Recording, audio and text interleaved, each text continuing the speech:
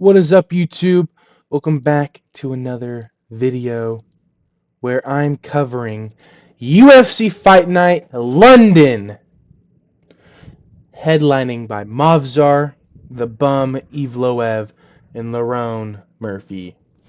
Starting off the card, we have Chanel Dyer fuck versus Ravina Oliveira.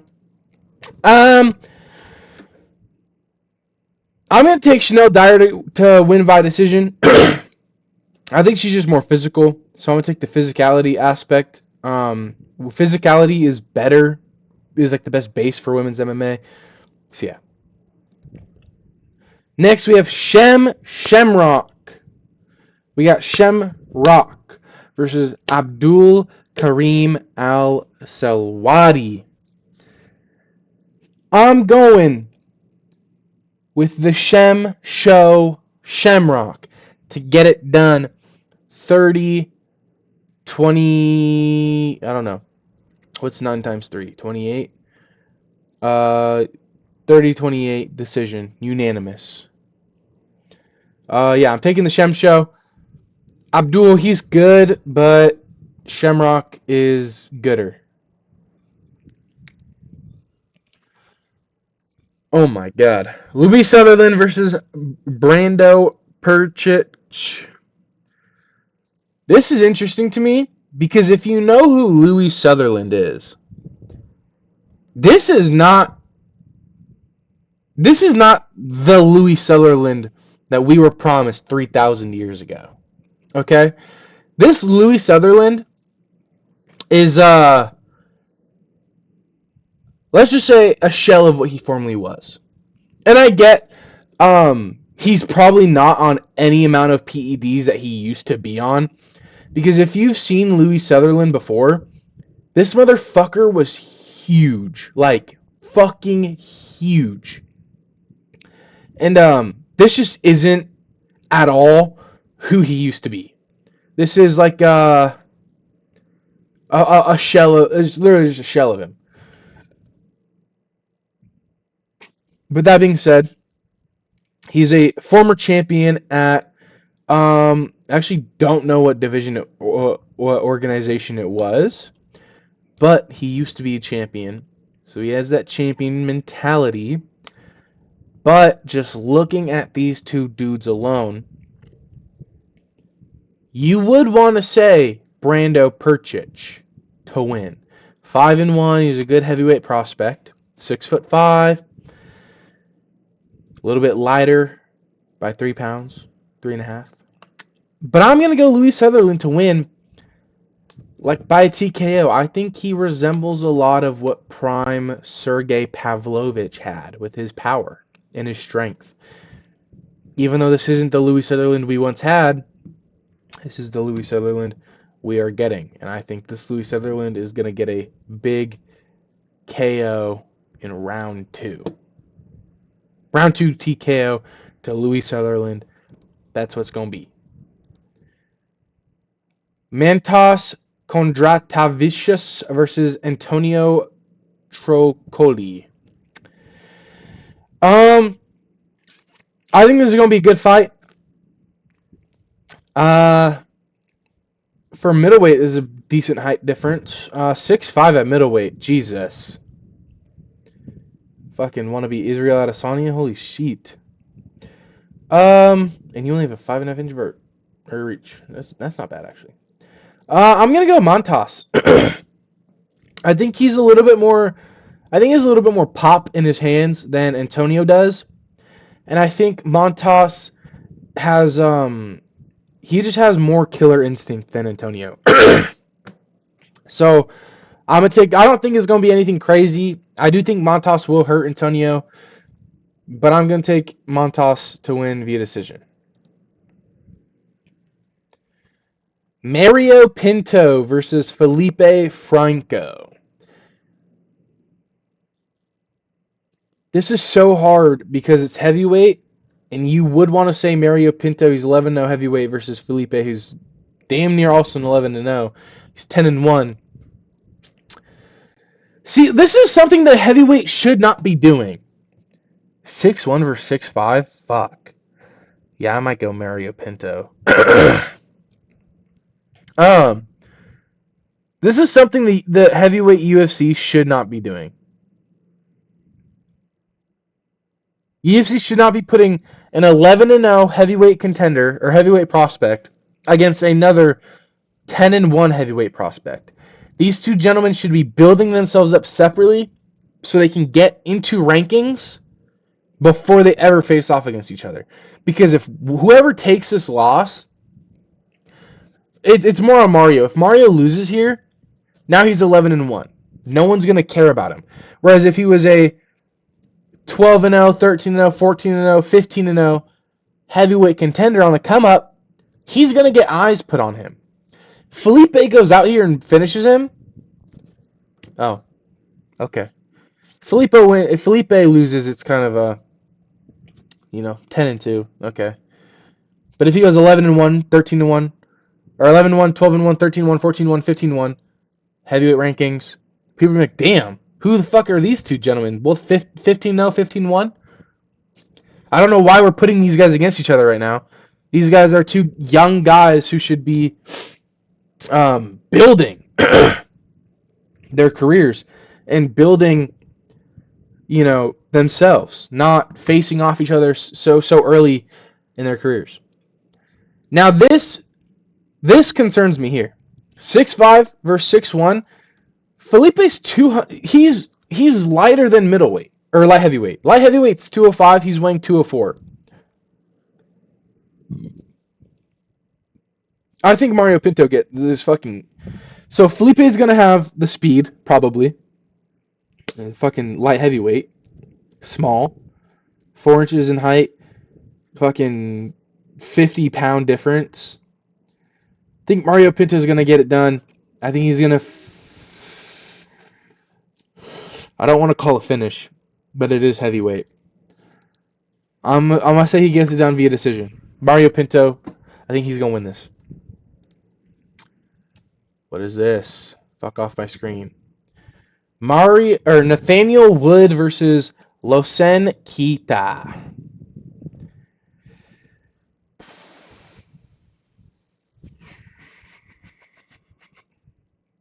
I hate picking against Nathaniel Wood. I've never seen Losen Kita fight, so I can't really pick him, even though he does have the more impressive record. So I'm going to go Nathaniel Wood because I hate picking against Nathaniel Wood. He's one of those fighters where it's like once you bet him out, what are the odds? No odds yet. Nathaniel Wood's one of those fighters where once you start thinking about counting him out, he gets a win. Crafty little win. Yeah, I'm going to take Nathaniel Wood to get it done via decision. Ending off our prelims, Mason Jones versus Axel Sola. This is another good fight. 17-2 versus 11-0 with a draw. Oh, I'm picking Mason Jones. French, I'm never picking a French fighter to win unless it's Benoit. Even then, I'm not picking him. Damn, 170?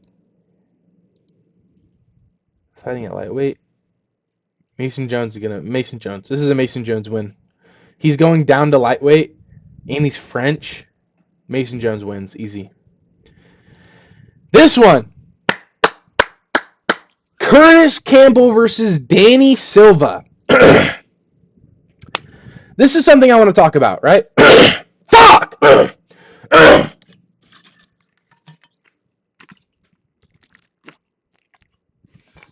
Fuck! What the fuck is this? I get his name's the Pink Panther, and he wore pink shorts at his old fighting promotion.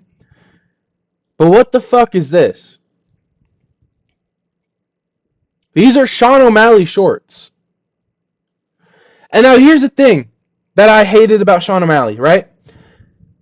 When Sean O'Malley said, I want pink shorts, I was like, oh, we're getting a new colorway. Because it's the same thing they did with Ian Gary in the purple shorts. I was like, oh, we're getting a new color. Ian Gary's got purple shorts. Then after Ian Gary wore purple, we had 5 other people wear purple. So now, every time Ian Gary wears purple, he gets them in the same design of the UFC Venom design, the modern one. They never modernized Sean O'Malley shorts. This is the UFC Venom Gen 2 design. These are just generic Venom Gen 2 design shorts. Just in a pink colorway. And they didn't update Sean O'Malley's. And I'm assuming they asked him, and he said no, because this design just looks 10 times cooler than this one. So that kind of solidified them as his own short, because they moved on from that generation. But Curtis Campbell comes in, gets pink shorts, and everyone's mad that he's getting pink shorts because it's O'Malley shorts, when Ian Gary had purple, and now Arman wears purple. There's like 5 other fighters that wear purple shorts outside of Ian Gary. No one wants to wear pink and no one wants to wear orange. Paddy Pimblets are the exact same. Gonna fucking lose my mind.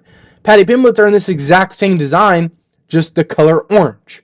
They're solidified in the Gen 2 Venoms, just orange. But why is he getting the pink shorts in O'Malley's exact pattern and not a modern pattern? I don't get it. I am taking Curtis Campbell to win here. He's very talented. But it's just the shorts that are pissing me off. I wish they would just give him a modern design and introduce it as a colorway, because that's really what it is. There's nothing custom about them except for them being the Gen 2 Venom shorts. But yeah, I'm taking Curtis Campbell to win, probably via finish. Actually, no, I'm gonna take him to win via decision. I'm gonna take him to get a decision win. But yeah, Curtis Campbell. I do like to see another person wearing the pink shorts. The hot pink shorts are pretty cool. It's a good staple piece too. Get a KO in pink shorts for being like, what the fuck? Who's this guy? Yeah. Roman Dolidze versus Christian Leroy Duncan. I'm going Christian Leroy Duncan. Roman Dolidze is kind of ass. He's very hit or miss. I don't think...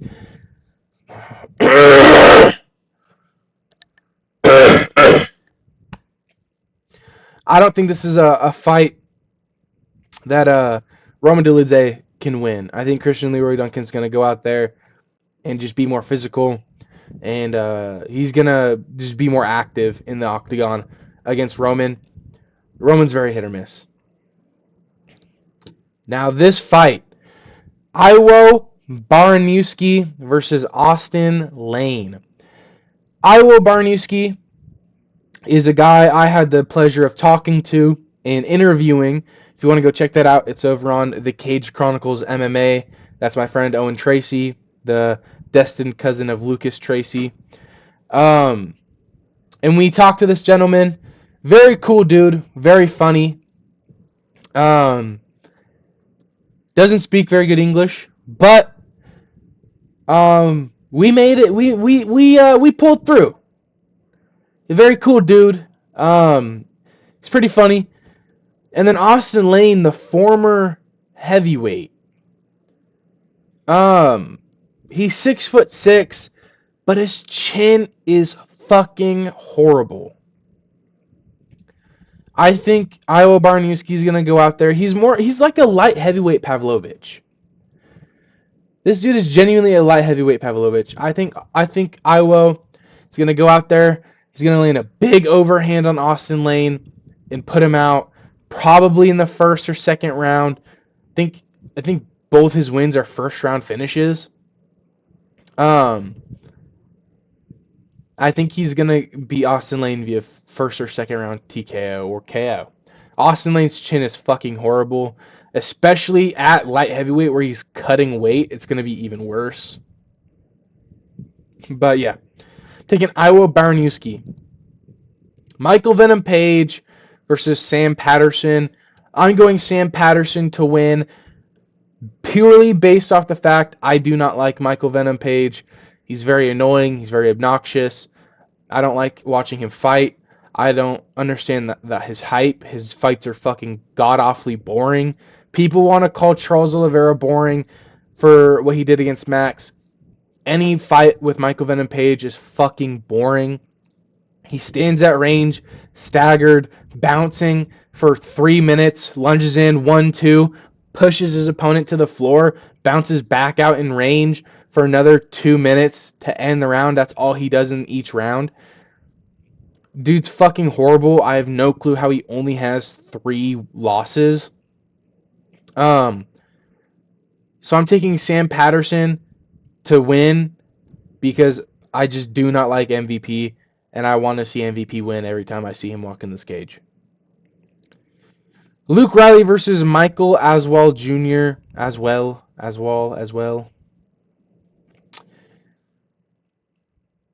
I'm going Luke Riley. I think he's one of the prospects under Paddy Pimblett. Paddy Pimblage. I think Luke Riley is just he's younger, he's fresher, and I think he's a little bit more technical than Michael Aswell. And I think he has the capabilities and the tool bag to beat Michael Aswell Jr. over 3 rounds, which I'm assuming is what this is because it's a fight night co-main event and not a main card co-main. So I'm assuming that this is 3 rounds. So yeah. Next. Couple things about this, okay?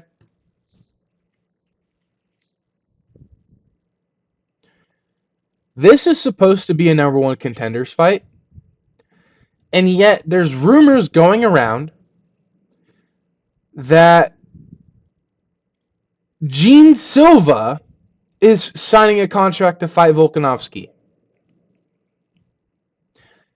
This was made specifically because both of them were calling for the title. Lerone got a spinning elbow KO against Aaron Pico, wanted Volk in December. Movsar sat on his ass, wanted Volk. Like most of these fucking inbred fucks over in Russia do. They sit on their ass and want the title.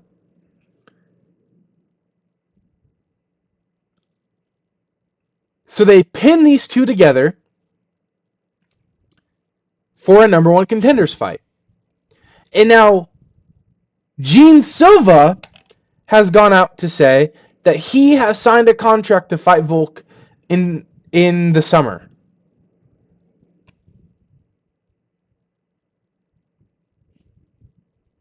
Do you understand what I'm fucking saying right now? This is bullshit matchmaking by the UFC, if that is true. And if it is true, I'm fucking pissed. Because as much as I dislike Movsar, him versus Volk would be a phenomenal fight, especially to get Volk to get his get back on the inbred wrestling of Russia. Now, that being said, I'm taking Lerone Murphy to beat Movsar Evloev via TKO in the 4th round.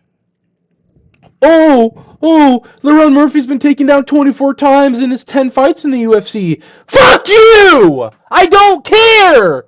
I'm tired of seeing these Russian wrestling fucking pieces of shit being treated with such good grace in the UFC. If Movsar wins this fight, he's gonna call for the title just to sit out for another fucking year. Fuck Movsar Evloev. Here's the thing. Diego Lopez lost to Movsar Evloev 4 years ago, 3-4 years ago, and has had 2 title shots. 2! Movsar's a bum. He's fucking horrible. I don't care how dominant his wrestling is and how decent his striking is. He's horrible! Fuck Movsar Evloev. I'm taking Lerone Murphy to win via round 4 TKO. And when I'm right and everyone else is wrong picking Movsar to win via decision, because that's all he can fucking do is get decisions, I'm going to be sitting here laughing. And if I am wrong, I'll take it like a man. I'll take it.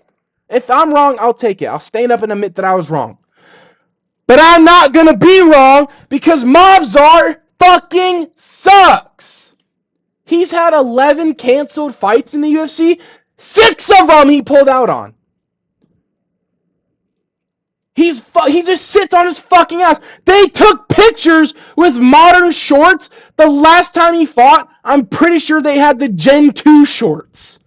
I don't think he ever fought in these fucking shorts. Maybe he did against Aljo, but I'm not sure. I'm pretty sure it was the old ones. The ones before these. The Gen 2s. Movsar's a fucking bum. He's inactive. How is he the number one contender on the ranking sheet when he hasn't fought since he fought Aljo 2 fucking years ago? That was what? That was damn near 2 fucking years ago. Movsar Evloev, I need him to lose his fucking fight for my sanity.